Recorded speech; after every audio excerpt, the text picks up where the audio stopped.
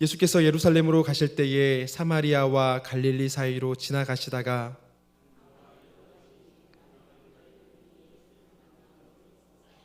소리를 높여 이르되 예수 선생님이여 우리를 불쌍히 여기소서 하거늘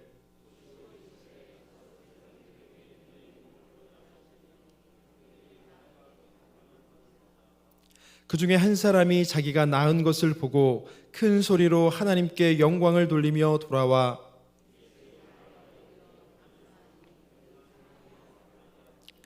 예수께서 대답하여 이르시되 10사람이 다 깨끗함을 받지 아니하였느냐? 그 9은 어디에 있느냐?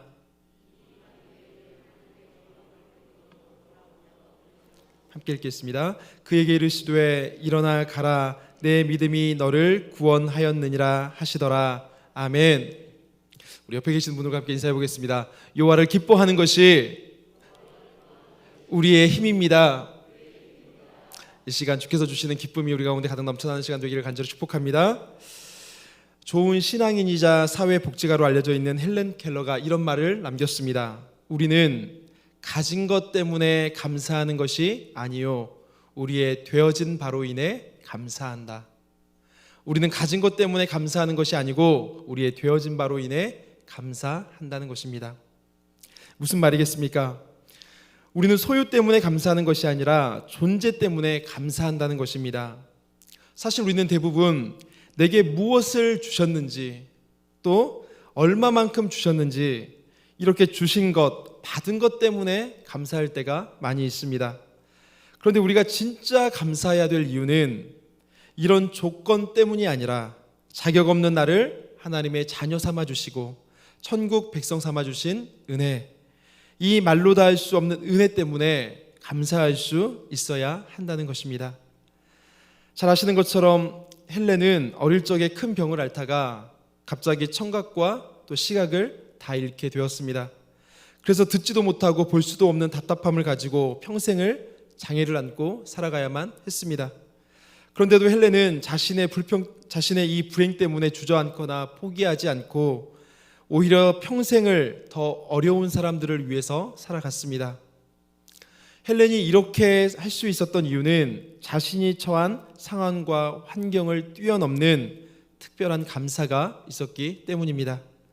바로 이 감사 때문에 삶에 대한 태도가 바뀌고 인생이 바뀌는 경험을 할 수가 있었던 것입니다. 오늘 본문 말씀 역시도 감사가 왜 중요한지, 감사의 능력이 무엇인지 우리에게 잘 가르쳐주고 있습니다.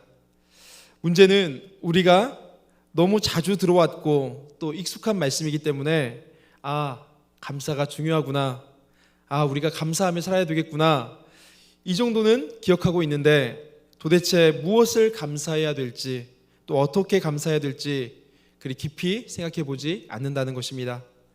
물론 우리의 감사의 중요성을 아는 것 중요합니다. 하지만 오늘은 감사할 수 없는 상황에서도 감사해야 하는 이유, 그것이 무엇 때문인지, 또 감사할 수 없는 상황에서도 감사할 수 있는 비결이 무엇인지 우리가 말씀을 통해서 잠시 생각해 보도록 하겠습니다.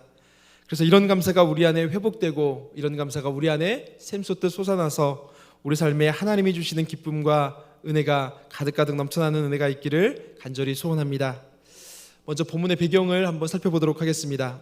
11절 말씀해 보시면 예수님께서 예루살렘을 향해 가시다가 사마리아와 갈릴리 지역 사이에 있는 한 마을에 들어가셨습니다.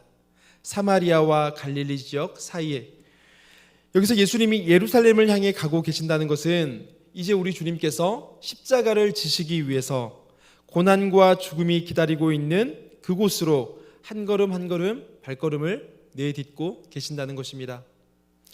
예루살렘이 점점 가까워올수록 예수님의 심정이 어땠겠습니까? 우리 같으면 슬픔에 쌓여서 두려움에 쌓여서 괴로운 기색이 역력했을 텐데, 그 근심 때문에 주위 사람들이 아무도 눈에 들어오지 않았을 텐데, 예수님은 이 길을 가시는 동안에 아픈 사람들을 찾아가 고쳐주시고 마음 상한 자들을 찾아가 위로해 주시면서 마치 착한 목자가 목자 잃은 양들을 불쌍히 여기듯 그렇게 한 사람 한 사람 한 사람 사랑으로 보듬어 주셨습니다. 그러다 보니 놀라운 기적들이 많이 나타났고 수많은 사람들은 예수님을 환호하면서 예수님의 뒤를 따라다녔습니다. 이런 분위기 때문에 본문에 나오는 나병 환자들도 예수님이 마을에 오셨다는 소식을 금방 알 수가 있었습니다. 예수님이 마을에 오셨다더라. 굉장히 기대가 됐겠죠. 그런데 문제가 있었습니다. 이 나병 환자들은 예수님 곁으로 다가갈 수가 없었다는 것입니다. 왜냐하면 과거에 우리가 문둥병이라고 불렀던 이 나병은 율법에서 말하는 부정한 병으로 병이 낫기 전까지는 사람들 속에서 함께 살아갈 수가 없었고 진이나 성 밖에서 철저하게 격리된 삶을 살 수밖에 없었습니다.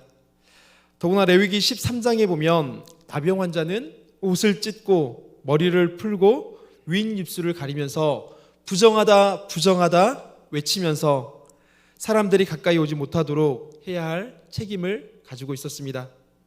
그만큼 사람들에게 소외당하고 철저하게 버림받은 삶, 그런 비참한 삶을 살 수밖에 없었던 것이 바로 나병이라고 하는 병을 가지고 있었던 사람들의 삶이었던 것입니다. 그런데 이들에게 소망을 품게 하는 기쁘의 소식이 들려왔던 것입니다. 예수님이 우리 마을에 오신대.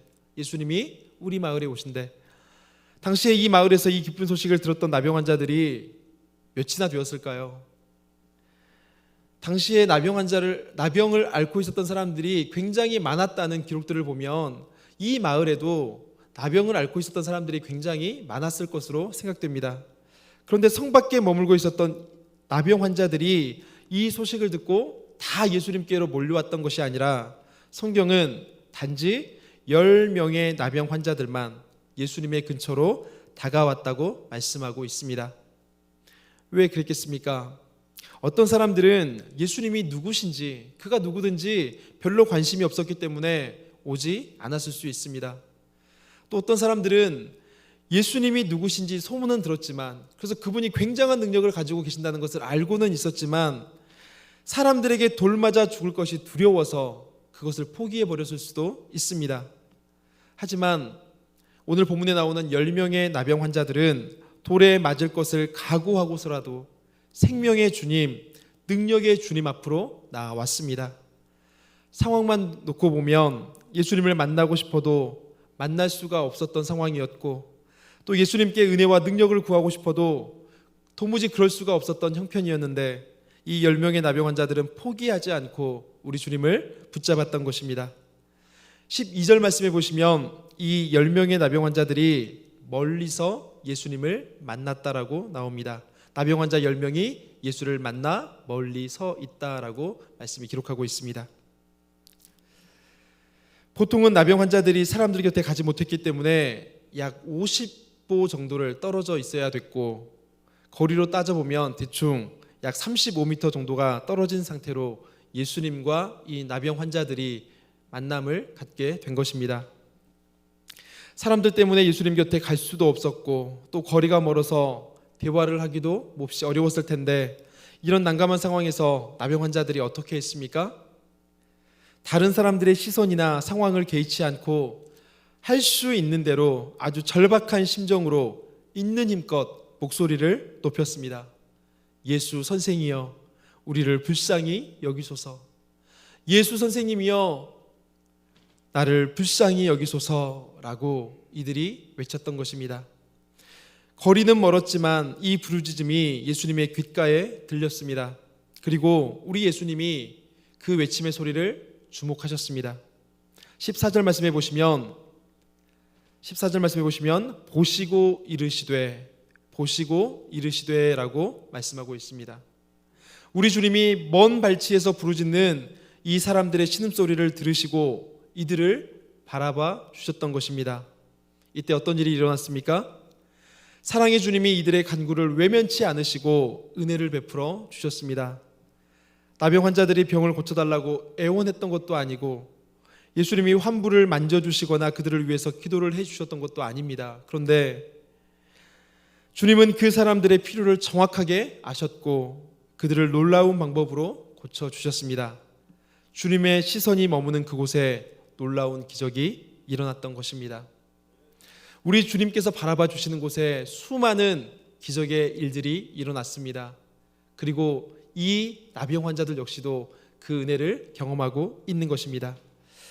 그런데 우리가 한 가지 주목해야 할 부분이 있습니다. 14절에 보시면 예수님이 나병 환자들에게 말씀하시기를 너희가 율법의 규례대로 제사장들에게 가서 너희 몸을 보이라 라고 말씀을 하셨는데, 그 뒤에 이어지는 말씀입니다. 거기에 예수님이 말씀하시니 그들이 즉시 나았기 때문이니라 이렇게 말씀하신 것이 아닙니다. 그들이 가다가 깨끗함을 받았다라고 기록하고 있다는 것입니다. 예수님이 말씀하시는 그 즉시 그 모든 병이 다 나았기 때문에 그 사람들이 기쁜 마음으로 제사장에게 확인을 받으러 그 길을 갔던 것이 아니고, 그들이 주님께서 말씀하셨던 그때에는 아무런 변화를 겪지 못했지만 믿음으로 주님께서 명령하신 그대로 나아갔고 가다가 깨끗함을 받았다는 것입니다. 그러니까 예수님께서 그들을 보시고 그 자리에서 당장 고쳐주셨던 것이 아니기 때문에 그들이 기쁜 마음으로 제사장에게 달려갔던 것이 아니고, 여전히 병세가 남아있고 달라진 게 없는 것처럼 보였지만 예수님의 명령대로 순종해서 제사장에게 몸을 보이러 그들이 가고 있다는 것입니다. 그리고 이렇게 예수님의 명령에 믿음으로 순종했을 때 10사람 모두가 다 길 위에서 치료가 되었고 모든 부정함이 완전히 깨끗함을 받게 되었습니다. 이것을 통해서 우리가 알 수 있는 것이 있습니다. 그것은 믿음의 분량은 다 다를지라도 어쨌든 이 10사람 모두가 예수님에 대한 믿음을 가지고 있었다는 것입니다. 예수님께 나아가면 고침을 받을 것이라는 확신이 있었고 말씀만 하셔도 분명히 나을 것이라고 하는 믿음이 있었습니다. 그렇기 때문에 나병의 증상이 여전히 내 몸에 나타나고 있었음에도 불구하고 예수님 말씀에 순종하는 마음으로 제사장을 만나려고 담대히 나아갈 수가 있었던 것입니다. 그리고 그 믿음 위에 하나님이 은혜를 부으셔서 10명의 나병 환자들이 깨끗하게 고침을 받게 되었습니다. 여기까지가 해피엔딩입니다. 그런데 예수님은 이 분위기를 반전시키셔서 이 이야기에서 핵심이 되는 이야기를 이어가고 계십니다. 10사람이 고침을 받았는데 이 중에 단 한 사람만 돌아와서 감사했다라고 하는 것입니다.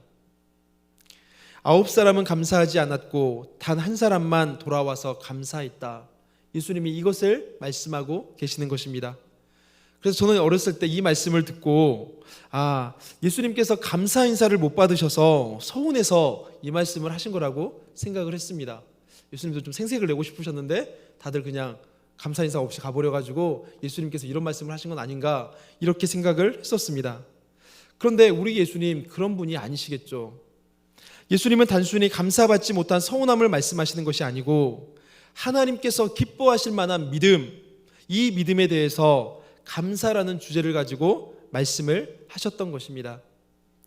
병고침을 받았던 9사람은 다 자기의 병고침을 빨리 확인하고 싶었습니다. 집으로 돌아가서 그리운 가족들도 만나고 그동안 하고 싶었지만 하지 못했던 일들도 해보고, 그런데 9사람은 다 그렇게 하려고 그 길로 걸음을 재촉했습니다.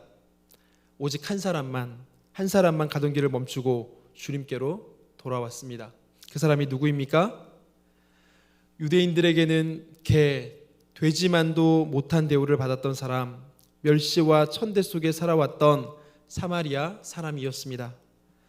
10사람이 처음에는 똑같은 믿음을 가지고 똑같은 은혜를 입었지만 은혜를 경험한 이후의 삶은 너무나도 다르게 나타나고 있다는 것입니다. 처음에는 모두가 병고침이나 얻을까 했던 작은 믿음에서 출발했지만 놀라운 기적을 경험한 후에 그들의 삶은 너무나도 달랐습니다. 9명의 사람들, 대부분의 이 사람들은 병 고침 받은 것으로만 만족하고 끝나버렸습니다. 또 자기가 받은 것을 너무나도 당연하게 여기고 그렇게 자기 길을 갔습니다.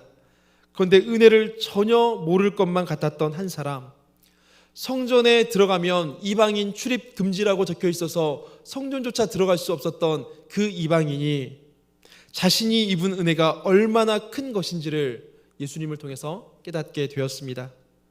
뿐만 아니라 자신에게 진짜 필요한 은혜가 무엇인지를 깨닫게 되었습니다. 병이 낫는 것보다도 더 큰 은혜, 나병보다도 더 추한 나의 죄를 사해 주시고 구원하여 살려주신 분이 예수님이라고 하는 것을, 그의 병이 낫는 것을 통해서 그가 선명하게 확인할 수가 있었던 것입니다. 세상에서 누리는 피상적인 복, 잠깐의 복이 아니라 진짜 복, 영원한 복이 무엇인지를 깨달았기 때문에 이 사람은 가던 길을 멈추고 주님께로 다시 되돌아왔던 것입니다. 그렇기 때문에 예수님은 이 사마리아 사람에게 내 믿음이 너를 구원하였다라고 말씀해 주셨습니다. 내 믿음이 너를 구원하였다. 이 사람이 예수님 앞에 나와서 거창한 선물을 드렸습니까? 그렇지 않습니다. 이 사람이 예수님을 위해서 이제부터 나의 모든 시간과 삶을 바쳐서 헌신하겠습니다라고 결단을 했습니까? 그렇지도 않습니다. 단지 생명의 주인 되신 주님 앞에 나와서 겸손하게 엎드려 나의 왕 되신 하나님 앞에 감사했을 뿐입니다. 생명의 주인 되시고 구원자 되신 예수님을 다른 어떤 것보다도 기뻐하며 그분 앞에 나아왔던 것 뿐입니다. 주님께서는 감사의 크기를 보셨던 것이 아니라 그 사람의 중심을 보셨습니다. 주께서 우리에게 요구하시는 감사도 마찬가지입니다. 주님은 우리가 무엇으로 감사하느냐, 얼마나 감사하느냐를 보시는 것이 아니고 무엇을 감사하고 있느냐, 이것을 더 중요하게 여기신다는 것입니다. 어린이들에게 신앙생활의 핵심을 가르치기 위해서 만든, 우리가 한 번쯤 들어봤을 소요리 문답이라고 하는 책자가 있습니다. 이 소요리 문답에 보면 그 일문을 이렇게 시작하고 있습니다. 사람의 제일된 목적, 사람이 살아가는 최고의 목적이 무엇입니까? 라고 묻고 있습니다. 그 답이 무엇입니까? 사람의 제일된 목적은 하나님을 영화롭게 하는 것과 영원토록 그분을 즐거워하는 것입니다. 우리 이 자녀들을 가르칠 때 가르치라고 만들어 놓은 건데 사실 우리가 너무 무관심해서 모르는 부분들이 많이 있습니다. 그런데 이거 굉장히 중요한 내용이니까 우리 성도님들 마음 가운데 한번 좀 새겨보셨으면 좋겠습니다. 우리가 살아가고 있는 이 세상 가운데 하나님께서 우리를 세워서 살아가게 하시는 제일된 목적이 무엇일까? 그래 우리가 이것을 알아야지 어떻게 하나님이 기뻐하시는 대로 살아갈 수 있지 않겠습니까? 하나님께서 우리를 이 땅 가운데 세워주시고 이 땅 가운데 살아가게 하시는 제일된 목적은 하나님을 영화롭게 하는 것, 그리고 영원토록 그분을 즐거워하는 것이라고 가르치고 있다는 것입니다. 그런데 저는 중학교 때 이 부분을 배울 때 사람의 제일된 목적은 하나님을 영화롭게 하는 것과 영원토록 그분을 즐겁게 하는 것입니다 라고 배웠습니다.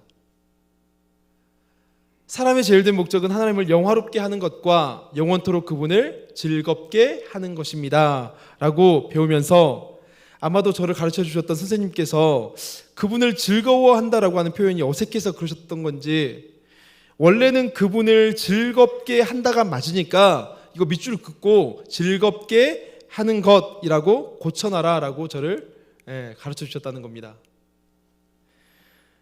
여러분, 그런데 제가 그 이후에 어떤 책을 찾아봐도 하나님을 즐거워한다로 나와 있지 하나님을 즐겁게 한다로 나와 있는 책이 하나도 없습니다.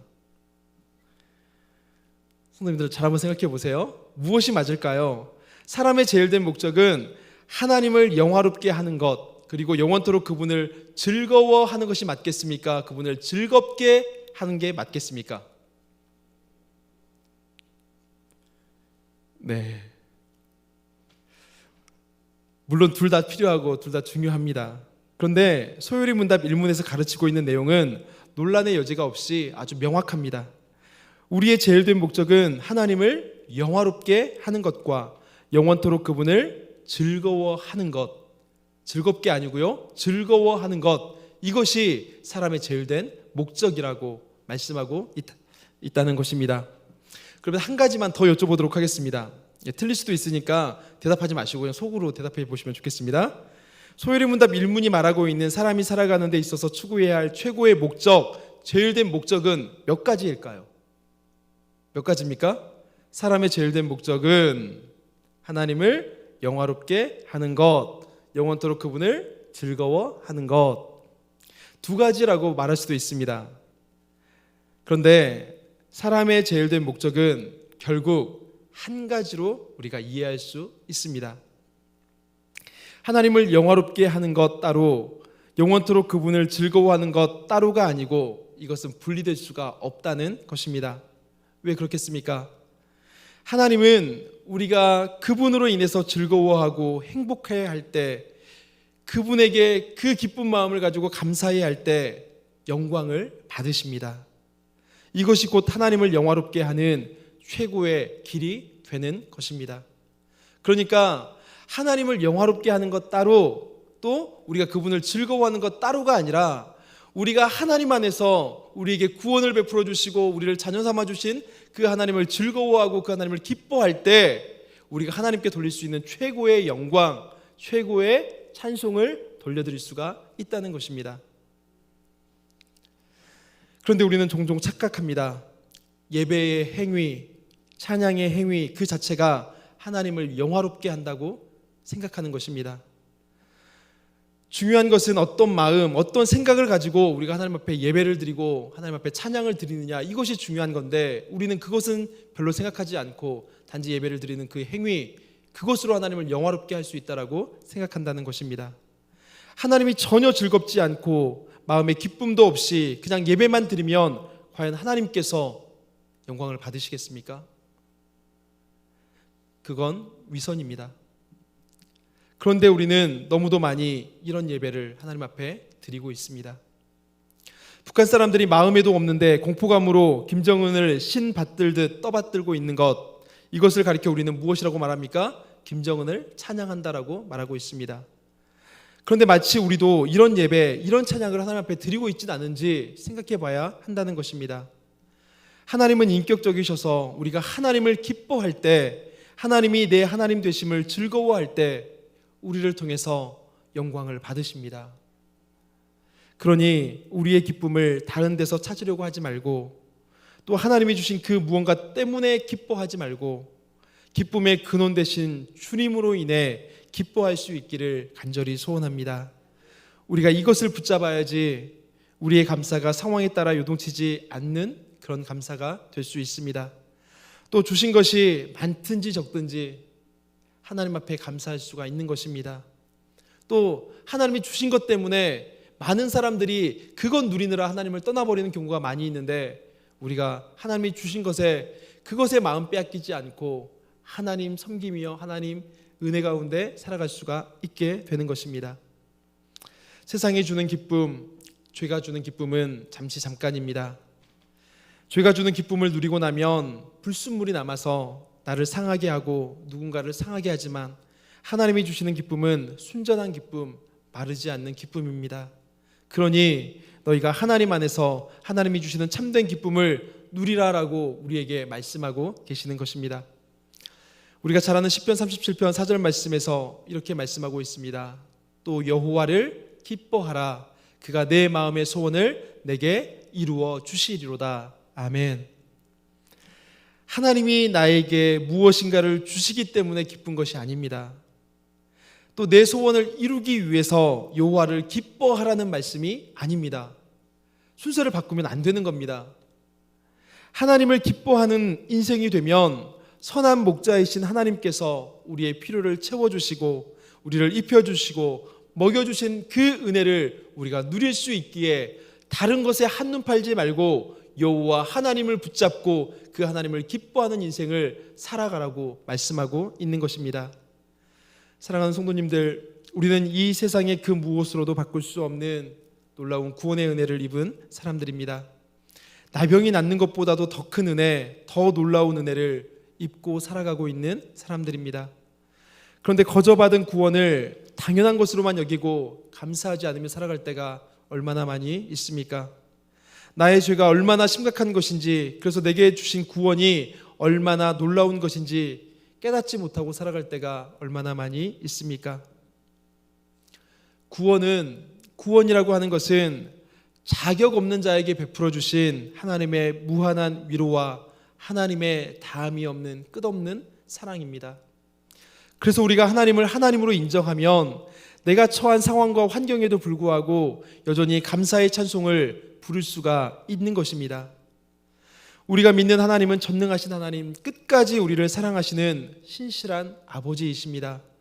하나님이 나의 하나님 되심이 오늘 우리의 가장 큰 감사의 이유가 될 수 있기를 간절히 소원합니다. 그래서 스펄전 목사님이라고 하는 분은 이런 말씀을 하셨습니다. 하나님을 향한 감사의 생각은 그 자체가 기도라고 말했습니다. 하나님을 향해서 우리가 감사의 마음을 가지고 살아가는 것, 그것이 하나님이 기뻐 받으시는 기도라는 것입니다. 그리고 매튜 헨리라고 하는 유명한 신학자는 감사라는 보석을 지닌 사람은 누더기를 걸치고 있어도 행복하다라고 말하고 있습니다. 감사라는 보석을 지닌 사람, 그 보석이 있기 때문에 비록 내가 누더기를 걸치고 있을지라도 우리는 감사하는 인생을 살아갈 수가 있다는 것입니다. 하나님께서 주시지 않은 것 때문에 원망하고 불평하시겠습니까? 아니면 내게 베풀어 주신 은혜를 기억하고 기뻐하면서 신실하신 하나님의 때와 하나님의 방법을 기다리며 잠잠히 하나님의 은혜를 구하시겠습니까? 우리의 작은 신음소리에도 하나님께서 귀를 기울이고 계십니다. 그러니 주를 기뻐하십시오. 주를 기뻐하는 것이 우리의 힘입니다. 앞서 말씀드렸던 이 매튜 헨리라고 하는 신학자가 이런 말을 또 했는데요. 주를 기뻐하는 것은 영적인 대적의 공격에 대해서 우리를 무장시켜주고 사탄이 미끼로 유혹하는 쾌락을 맛보지 않게 우리 입을 지켜줄 것이다 라고 말했습니다. 우리가 늘 영적인 전쟁에서 넘어지고 쓰러지는 이유, 우리가 자꾸만 하나님께서 기뻐하시지 않는 것을 향해서 나아가는 이유가 무엇입니까? 주님을 기뻐하는 그 기쁨의 크기보다 오히려 주님이 아닌 다른 것에서 더 많은 기쁨을 누리려고 하기 때문에 그런 것입니다. 뿐만 아니라 토마스 아퀴나스라고 하는 신학자가 이런 말을 했습니다. 기쁨이 없이는 어느 누구도 살 수 없다.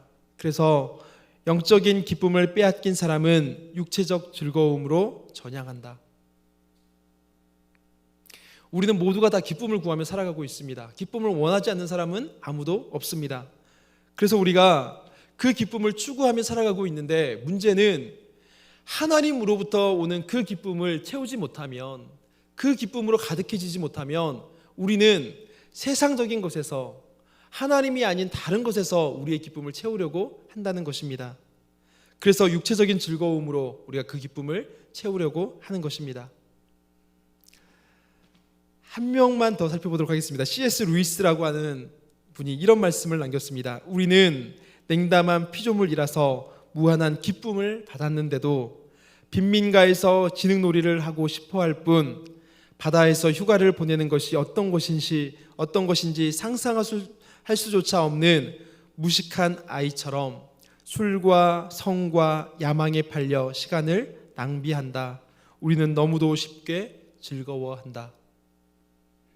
어려운 말인데 찬찬히 한번 읽어보시면 공감이 되는 말입니다. 우리는 하나님께서 우리에게 주시는 말로 다 형언할 수 없는 그 엄청난 기쁨을 받았는데 마치 빈민가에서 지능놀이를 하고 그 지능놀이가 나에게 주는 최고의 기쁨인 것 마냥 그렇게 살아가고 있다는 것입니다. 그렇다 보니까 정말로 하나님께서 그 넓은 바다에서, 그 모래사장에서 모래를 가지고 노는 그 기쁨을 맛보지도 못했는데, 상상하지도 못했는데 우리는 이 지능놀이가 우리 인생의 전부인 것처럼, 그것이 최고의 기쁨인 것처럼 그것만을 바라보고 있는 것입니다. 마치 우리가 하나님께서 주시는 그 기쁨을 구하지 아니하고 늘 세상의 육체적인 욕심과 죄 가운데 빠져서 그곳으로부터 오는 기쁨을 누리려고 한다는 것입니다.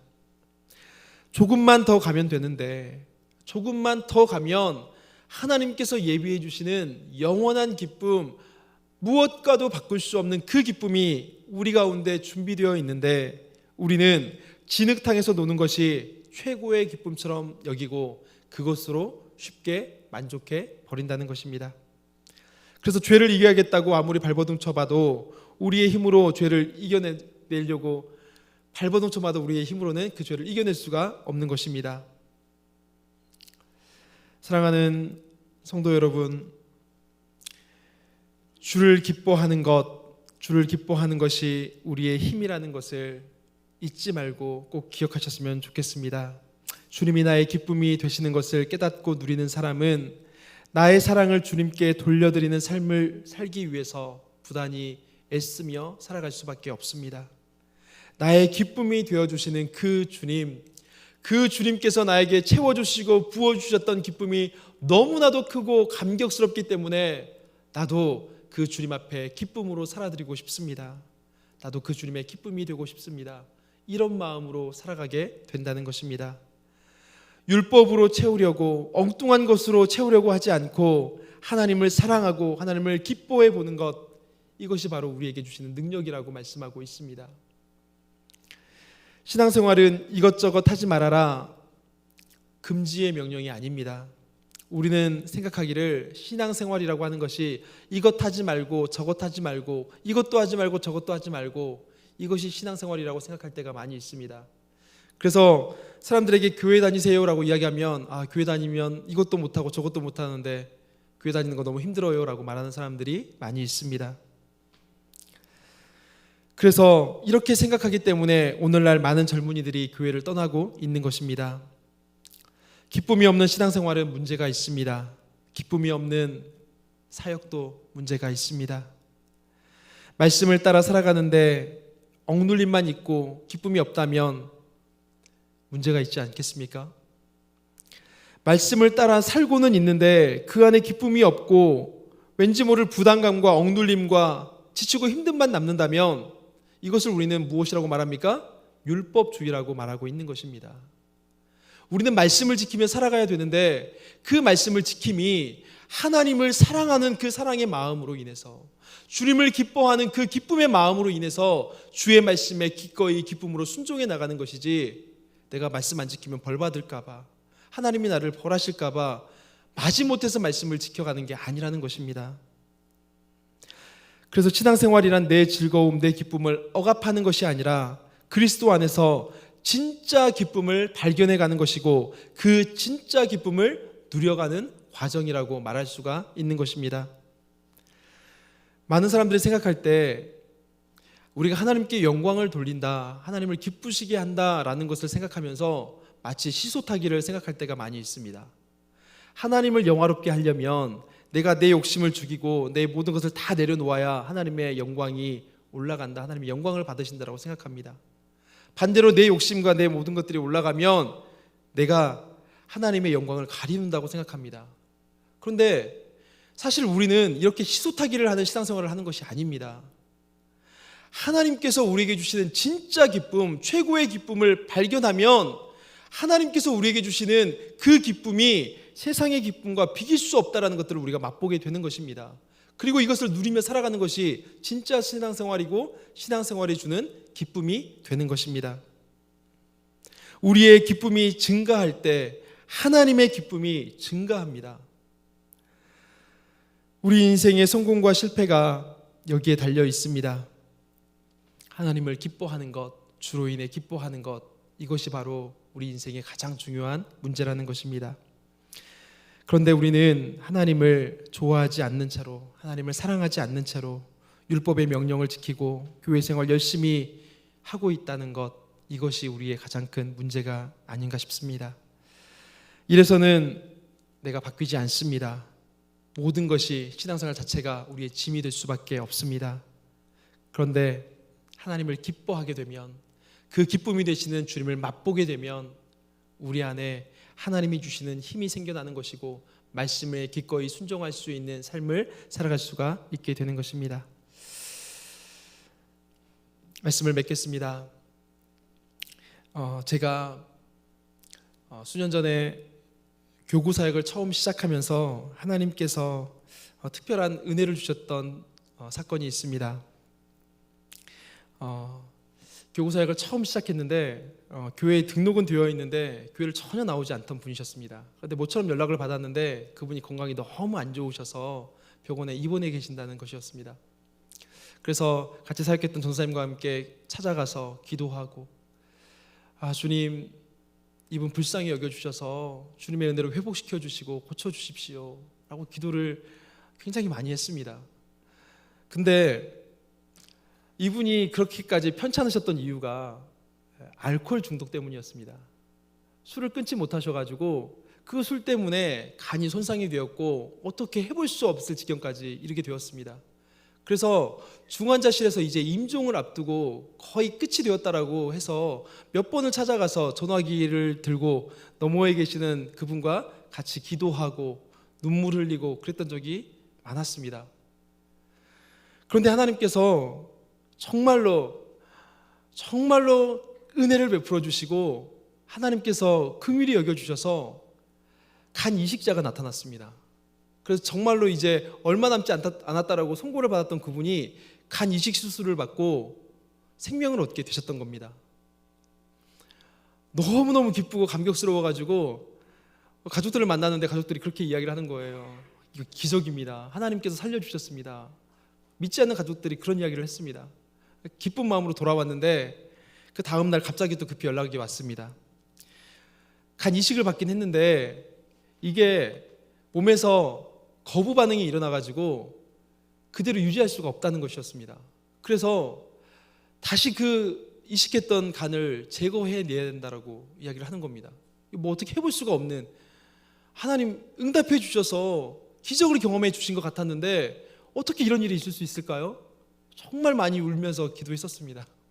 근데 하나님께서 진짜 기적처럼 간 기증자가 또 나타난 거예요. 그래가지고 일주일 사이에 2번의 간 이식 수술을 받게 되었던 겁니다. 그런 적이 거의 없었다라고 이야기를 하더라고요. 그래서 너무너무 감사하고 너무너무 기뻐서 진짜 울면서 그분과 가족들과 같이 기도하고 그렇게 이야기를 했습니다. 가족들이 이제 진짜로 하나님 잘 믿어야겠습니다. 하나님이 우리 가족에게 진짜로 말로 다 할 수 없는 복을 부어주셨습니다. 은혜를 부어주셨습니다. 그렇게 이야기를 하고 돌아왔습니다. 그리고 나서 그 성도님이 잘 회복되셔서 병원에 가서 만났습니다. 어떻게 지내고 계세요? 그랬더니 유튜브로 말씀을 보신대요. 말씀을 보시면서 예전에는 술을 많이 즐기셨는데 병원에 있는 동안에 그 말씀을 보시면서 하나님이 진짜 살아 계시는구나, 하나님이 나를 살려주셨구나, 이것을 깨달았다라고 말씀을 하시더라고요. 너무너무 감사한 마음을 가지고 돌아왔습니다. 그리고 그렇게 오랜 시간이 지났습니다. 한 1년여 정도 시간이 지났는데 갑자기 가족에게서 전화가 왔습니다. 울면서 하는 이야기가, 목사님, 저 사람 좀 살려주세요. 그분이 오랫동안 즐겨왔던 그 술을 끊지 못하고 다시 그 술을 붙잡고 살아가고 계셨던 것입니다. 하나님께서 그 진흙덩이 가운데에서, 죽음 가운데서 있었던 그분을 말로 다 할 수 없는 방법으로, 정말로 기적과 같은 방법으로 살려주셔서 생명을 주셨는데, 그분이 그 은혜를 깨닫고 그 은혜를 맛보며 살아가는 줄 알았는데 결국은 다시 그 죄악의 구렁텅이 가운데로 빠져들었던 겁니다. 가족들이 말려도 내 마음대로 내 인생 사는 건데 왜 그러냐 하셨다라고 하더라고요. 그걸 보면서 이것이 우리의 본성이 아닌가 싶었습니다. 우리는 날마다 말씀 앞에 깨어있지 않으면 우리의 본성은 자꾸만 죄악을 향해 달려가기가 쉽습니다. 하나님을 붙잡지 않으면 우리는 하나님이 아닌 다른 것에서 우리의 만족을 취하려고 할 때가 너무나도 많이 있습니다. 그러나 하나님은 우리에게 말씀하고 계십니다. 여호와 하나님을 기뻐하라. 여호와 하나님을 기뻐하라. 이것이 우리에게 주시는 능력이라고 말씀하고 있고, 이것을 붙들 때에 그 안에 생명이 있다라고 말씀하고 계시는 것입니다. 사랑하는 성도님들, 우리 가운데 여러 가지 문제들이 있고 여러 가지 힘들고 어려운 부분들이 분명히 있을 줄로 압니다. 그럼에도 불구하고 우리가 그 상황만 바라보지 말고, 그 문제만 바라보지 말고, 그 가운데 역사하시는 하나님, 그 모든 것 가운데 신실하신 사랑으로 우리를 붙잡고 계시는 주님을 바라보며 주님으로 인해 기뻐하는 우리 모두가 될 수 있기를 간절히 소원합니다. 우리가 그러한 믿음으로 살아갈 때에 하나님께서 우리의 인생을 책임져 주시고 가장 복되고 아름다운 길로 우리의 걸음걸음을 인도해 주실 줄로 믿습니다. 기도하겠습니다. 사랑의 하나님 아버지, 우리는 자꾸만 하나님이 아닌 다른 곳에서 우리의 기쁨을 찾으려 하고 우리의 만족을 구하고 있지만, 하나님, 우리의 힘은, 우리의 영원한 생명은 주께 있음을 다시금 깨닫게 하여 주셔서 우리가 참된 기쁨이요 우리의 위로가 되시며 소망이 되시는 주님 붙잡는 인생 살아갈 수 있도록 인도하여 주시옵소서. 주님 안에 참된 기쁨과 위로가 있음을 깨닫게 하여 주셔서 주님께서 우리의 모든 상황 가운데 섭리하고 계심을, 우리를 붙들고 계심을 깨닫고 늘 주님 품 안에서 평안을 누리며 살아갈 수 있도록 주여 인도하여 주시옵소서. 영광 받으시는 찬송하옵고 예수님 이름으로 기도드립니다. 아멘. 모두 자리에 일어나셔서 주님 다시 오실 때까지 찬양으로 송영하겠습니다.